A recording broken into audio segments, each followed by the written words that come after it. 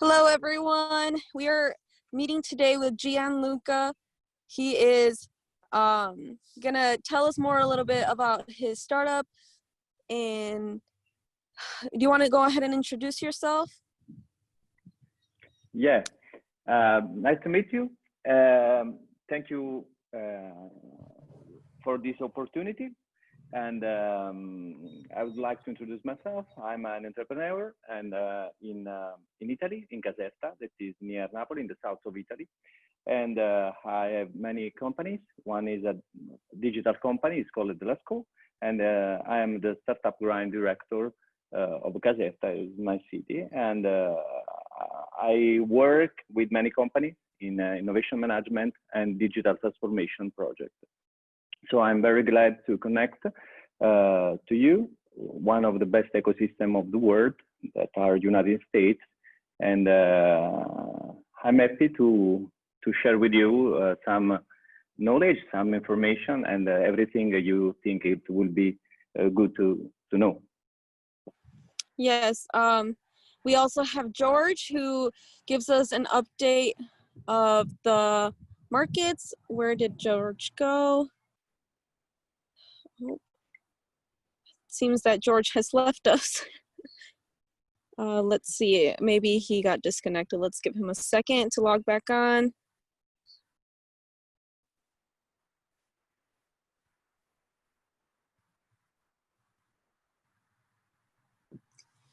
While we wait for George, do you want to let us know about some of the most recent startup organizations or events that have been happening in Italy?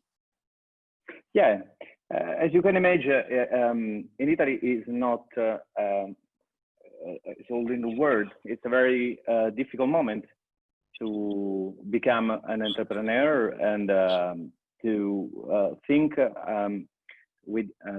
to innovation. But I think that behind a problem there is always an opportunity, and so I think that the problem that we are facing is to change, try to switch a new thinking, a new model about we create value for our customers. For example, we have the lockdown, as you know, you are experiencing the same problem, and I hope that I want to give you a great embrace and good luck that everything is okay as soon as possible. We started with the problem of lockdown 1 month before due, and so we experienced this problem for many companies, not only for the companies which work in the entertainment, in the food, in the event fields, but for many companies, they have to change the business model because in Italy, especially in the south of Italy, there is not the digital transformation is not so complete as in other parts of the world. So, for example, many shops has to open new e-commerce in a very fast way, and they change all the supply chain to remove all the obstacles. But many companies try to do this because the manager started to change the way of thinking, the way to create relationship with the customer. And so I've experienced many companies who try new way, new model, and manage to, thanks to innovation, thanks to resilience, and as Taleb say, they become anti-fragile and try to have success in a context that was not normal, absolutely. What is one of the most interesting startups that you have interfered with in Italy? In Italy, we have this Anova, who facing the problem of the mask.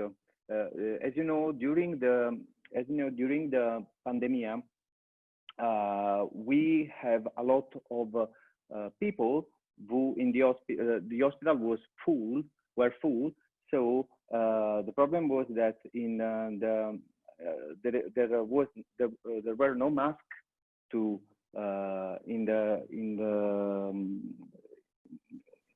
the hospital, and so they create, thanks to 3D print, they change the mask, the sub mask, which is very commercial mask that you can find in each store, and they create, thanks to 3D print, a mechanism that transforms this kind of mask in a mask, in a hospital mask. So they, in this way, they altered a lot of people, and they try to do this because they think with integration. That I think that is one of the best paradigms that now can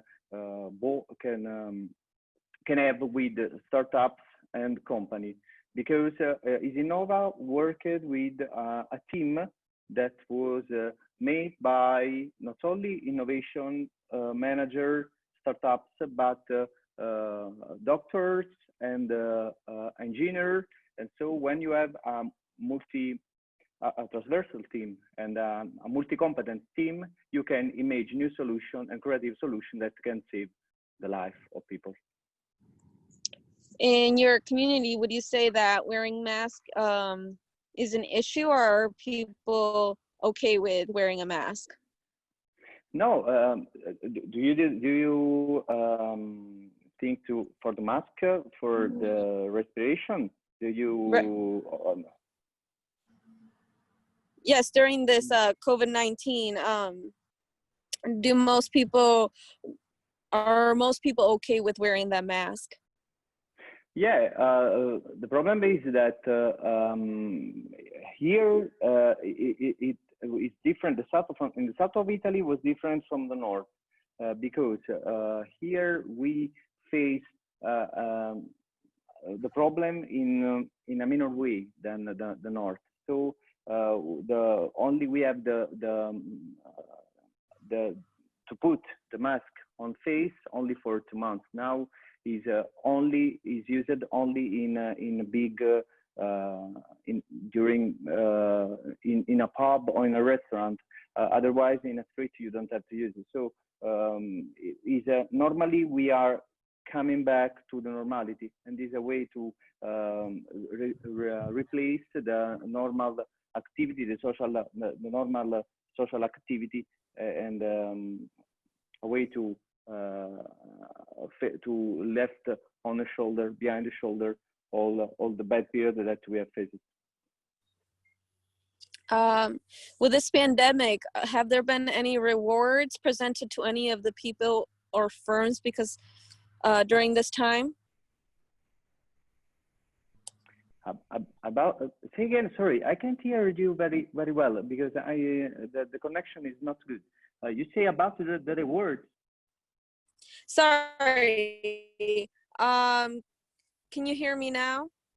Yes, it's not perfect, the connection, but I can hear something. What I asked was, during this pandemic, have there been any rewards presented to any people or firms in the startup community? No, because any rewards in the startup community, no, not so much, because as you can imagine, all the ecosystem was still in that moment. So we don't have a lot of big transformation or big project that. I told you about the Anova, that was one of the few startups who make the difference in this period, but there was not so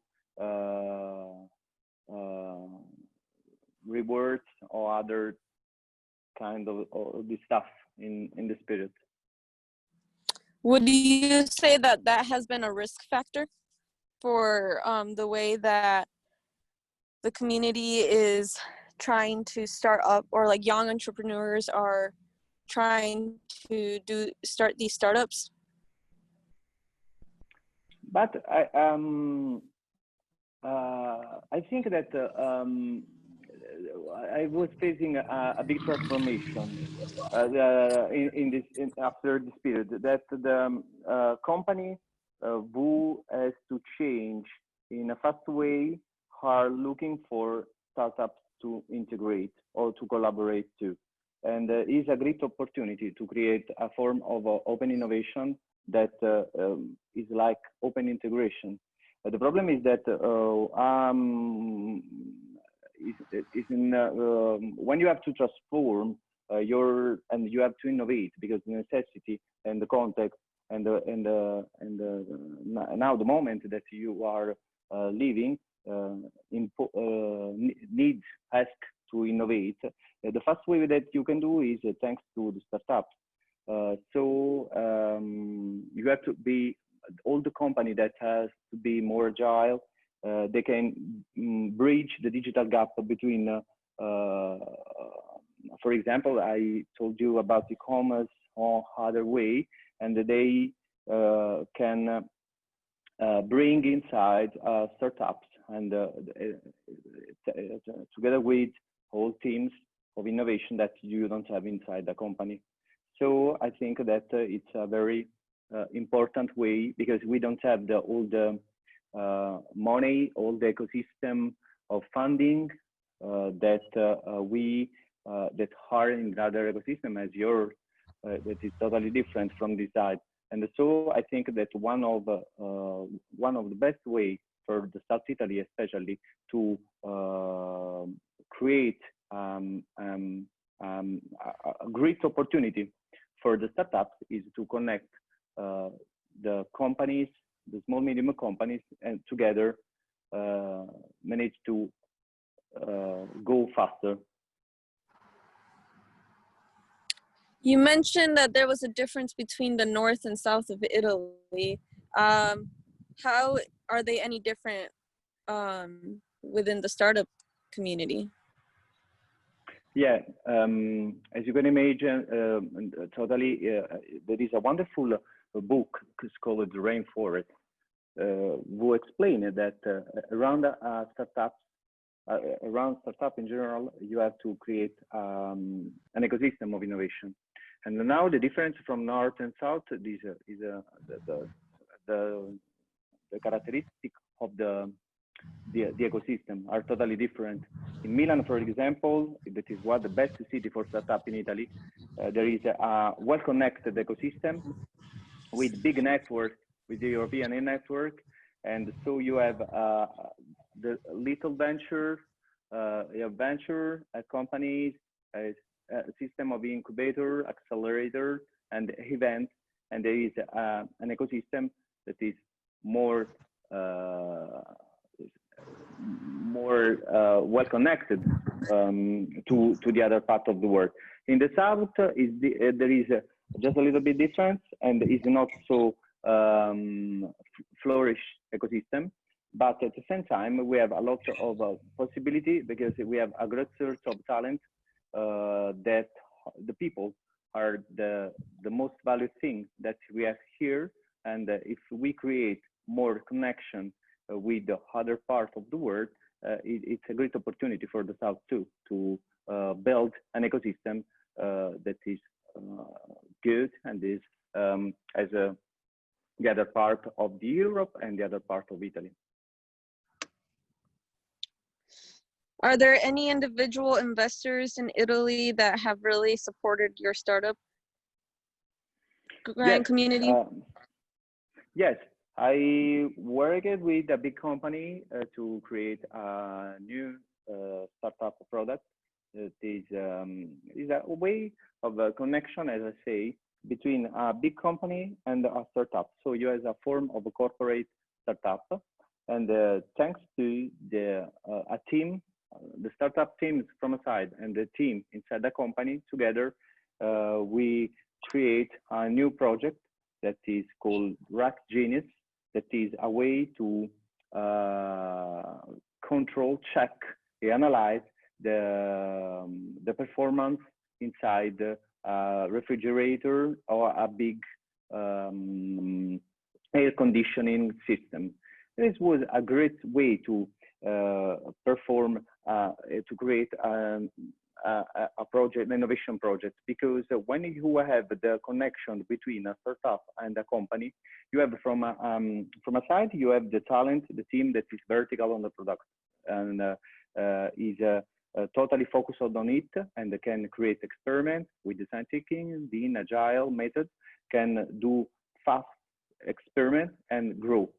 At the same time, when you have a company behind the startup, sometimes you have in many occasions you have the experience of the knowledge of the market.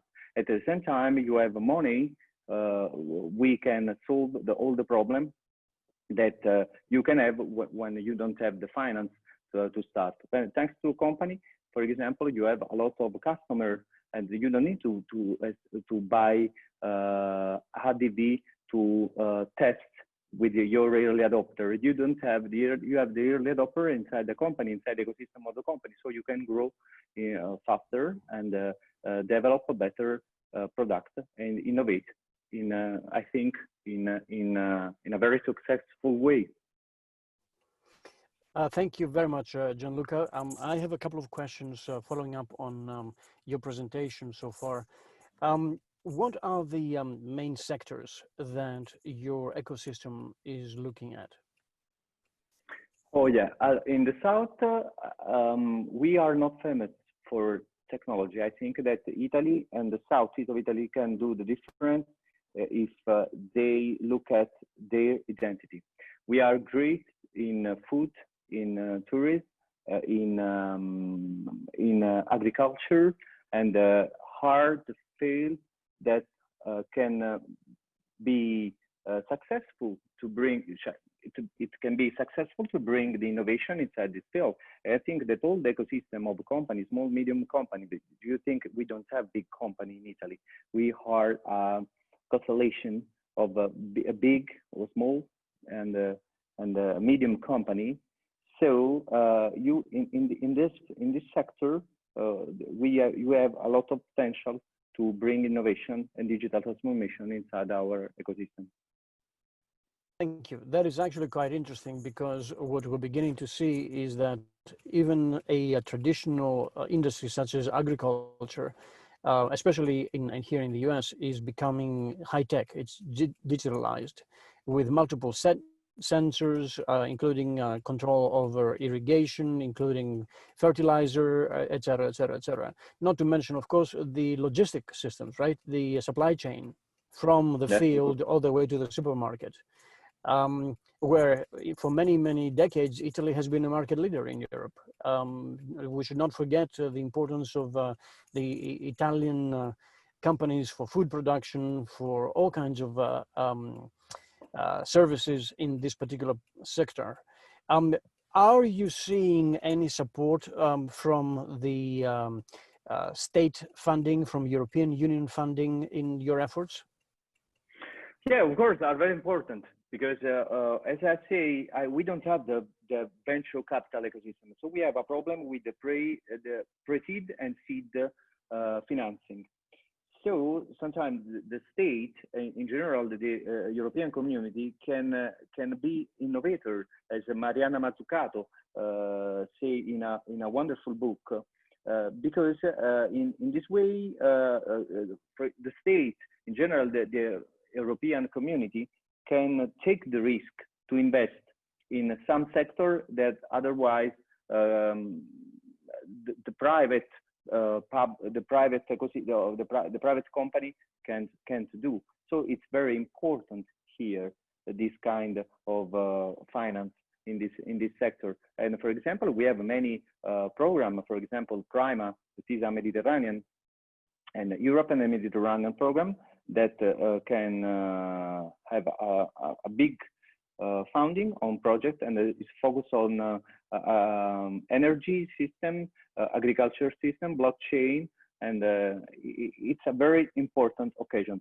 Sometimes the only problem is to create integration between companies. One of the problems that we are facing in the south of Italy that we have a little company is like Risico. We have a small company that sometimes can't create competition or cooperation, okay, and so they could connect together to create a system that is more performing and in general a system that can face with the big system of the other part of the world.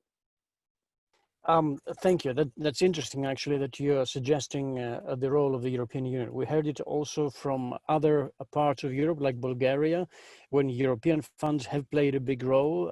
In the case of Plovdiv, Georgi mentioned to us last week that he saw investments in fintech, for instance, and I think that is very interesting. Blockchain, you're mentioning that. That's very good, very positive news. Now, on history a little bit, what we have seen over the last several decades is that the traditional large Italian companies like Fiat, for instance, and all these kinds of big institutions in Italy, they were able to act as incubators in their own right. They were able to give capital either to companies in relevant sectors, related sectors, or even to spawn new sectors. The Agnelli family or the Marzotto family and so on and so forth, they were always giving capital for new projects, new ideas. When you look at the role of the Olivetti family, for instance, similar trends. What is going on at this level at the moment in Italy? Well, the effort of this family is very important. Marzotto especially, they create different moments during the year when they try to support with the economic and other form with the accelerator and all the facilities that they can do for the ecosystem. But it's as you can imagine, our few initiatives are so small initiatives are important. Because I think that the big company has a responsibility with the ecosystem because for two different reasons. The first one, I think that you can have a way to back to community to give to a form of give back what you bring.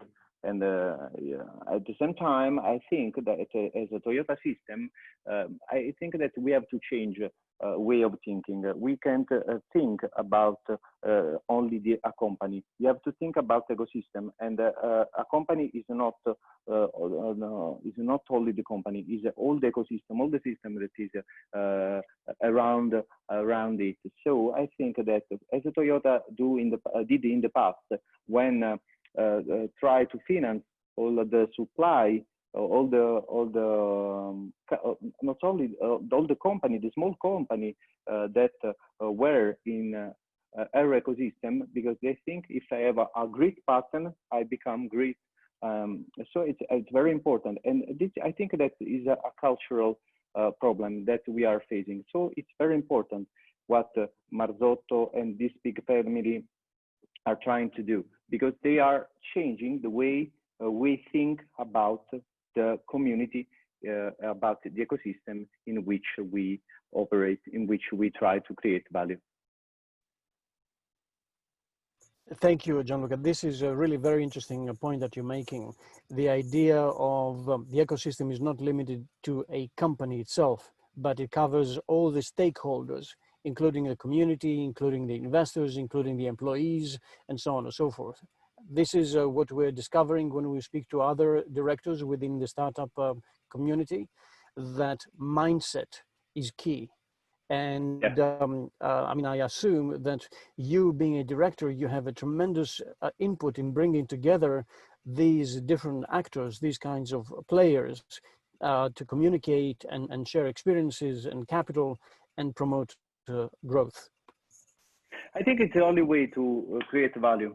And this is what I try to do with my work each day, because I think that the unique selling proposition, you have to consider now the semantic capital that you have in your in your community. And this is a unique value. So when you put together and try all the stakeholders of a territory and try to connect, integrate, and create value together, you are enlarge your semantic capital and relationship capital that now I think are in the knowledge economy are the most important capital that you have to create inside your ecosystem. So for example, if I create a great connection with the Chamber of Commerce, on mozzarella di bufala, that is one of the best products and the network of this territory. And at the same time, you have to put all the small companies and together with all the ecosystem startups, the university, because you have to create a connection with the talent inside the university and the company, because the company needs the talent. They need new competence, new skill that now at the moment they don't have. So now you are creating value and you are making your community unique and try to make it compete with the other network. Great, thank you for your answer. One final question from me, and I'll pass the microphone back to Maria. What do you see as the next normal? I don't think that we have next normal.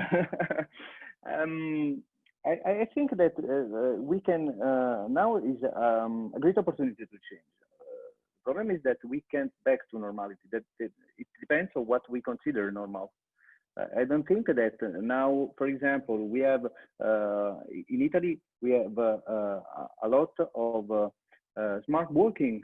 Now many companies has understood that smart working, is a way to is a new way to create collaboration and communicate with the partner and with the employees. So I think that I don't want I want to change model. I think that now is a great opportunity. We have to change. We have to create new model. We can't create innovation, change without change our point of view, our way to watch and consider the relationship around you. So I think that is thanks to this problem. Let me say this: we can win a big challenge. Do you see what the new model? Do you have any expectations of what the new model can be? I hope that, for example, the process of digital transformation in my country can be more important because now, if you see the last survey, Italy is not on the last position about digital transformation. So I think that this is a great opportunity to think in another way, to think in a new way to technology and all the possibility that technology can bring inside the company and in our work. Thank you very much. I think that's a major point, particularly infrastructure. Without infrastructure, we cannot communicate. You can do anything. Yep, and you need big pipelines. You don't need a small, 15 bits per second. You need terabytes. You need now to move over to the next generation. Yes. Thank you, George. Gianluca, could you share about? I noticed that you are a founder of 2 companies, Block Diamond and Lasco. Could you share with us what that's about? Yeah, allora, Block Diamond is a blockchain company who work with supply chain network and to create to have a validation on blockchain of a supply chain. We have experimented for the first time in a SETA of the Salleucio, that is the silk network. It is a famous silk, Italian silk made in this country, and we have traced all the products in a supply chain of the silk. And now we are experiencing a new supply chain that are in the food ecosystem. And so we can connect all the producer, the supplier, and all the distributor with the same supply measure, with the same supply chain, and we can disappear all the silos information that you can have, and you can take all the trust with the customer thanks to blockchain. So it's a proof of concept that is experiment now in 2 big networks, and now we are working with another company who work in supply chain of dry systems in Italy, and they work with the pharma and the food ecosystem to transport the product with the controlled temperatures. And in Lascaux, is another company who work with the company is a digital company, and we try to connect with our partner with our framework. We work together in innovation management and digital transformation project. So we have a team of software engineer, designer, and marketing expert who work together with the team inside the company and in innovation project.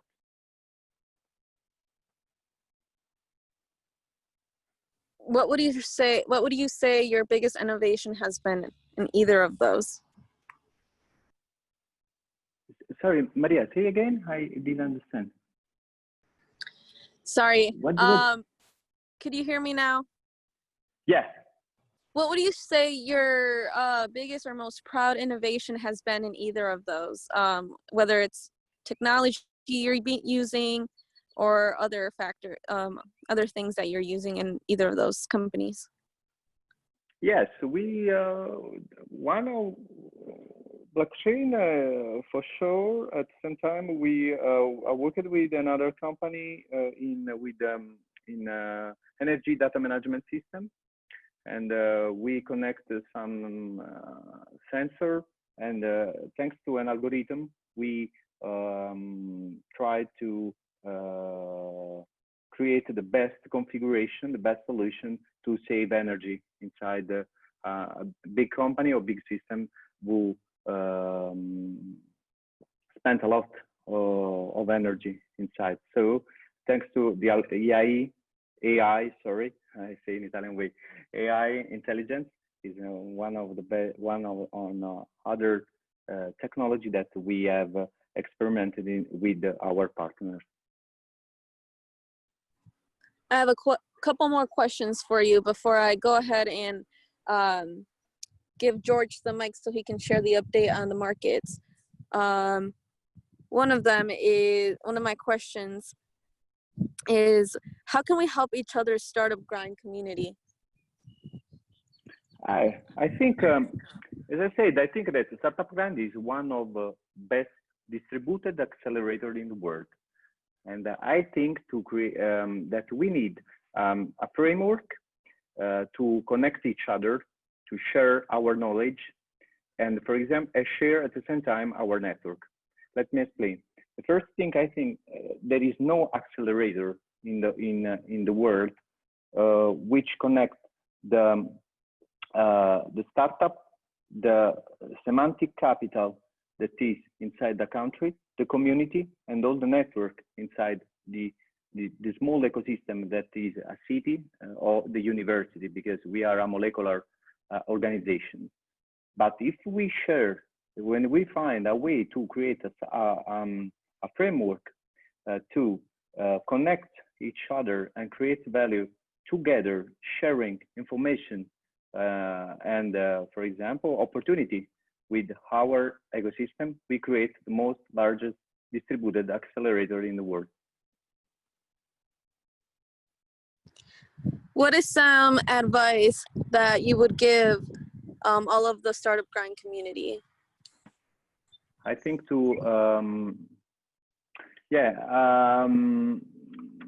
I think that 3 years ago I was in startup grind for the first time, and I have what was one of my best experience, because I have met a lot of people which are rich in experience, in connection, in ideas, in culture. So everyone, it depends if you are a manager or a startup or a marketing manager, an entrepreneur.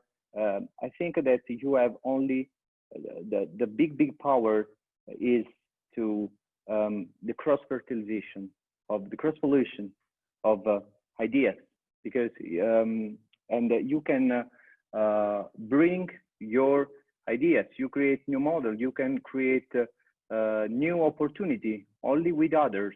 And the startup grind is one of the best networks that you can have to your side to become a better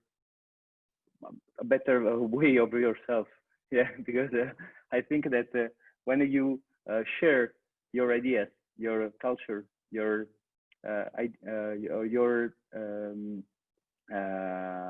needs, your interests with many people in the world, you are bringing a lot of knowledge, and this is the best capital that you can do, and the best way to invest your time.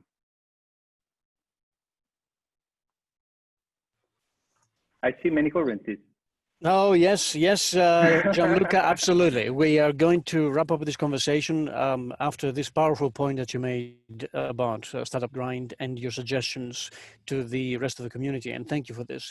As you know, today is essentially the financial markets are closed here in the US. But across the world, the markets were open in Asia. The markets are still open in Europe, and they will close in a little while. So what I will start doing, as I always do, I start with currencies. And the first point that I want to make to all our entrepreneurs and investors is, do not trade. If you feel that you have this impulsion to trade, talk to your broker. What we talk about here is not about trading. What we're trying to do is to look at signals that the markets give us. And the markets are not only equities and not only shares. The markets include foreign currency, commodities, the energy sector, they include bonds, and last but not least, the equities. So when we look at the major crosses today, we see a relative stability. No major sell-offs. The yen is stable against the dollar at about 107.50. Dollar euro 112.40, 112.50. Again, within the range that we've seen it over the last 2 weeks or so, from 111.90 to 113, 113.50. The euro is also stable against the yen at about 120.88. Euro Swiss is about 106. So what the currencies markets are saying is they're still waiting for a sense of direction. On the other hand, the bond markets are still well bid. We see India, the 10-year bond trading below 6 at 5.85. Japan around 0%, anchored as we've seen it before. Australia, similar. The Asian equities, the Asian bond markets are suggesting that not much has changed really, except that you need to be vigilant and cautious. Going to Europe, what we're seeing in Europe is that the fixed income market is relatively well bid.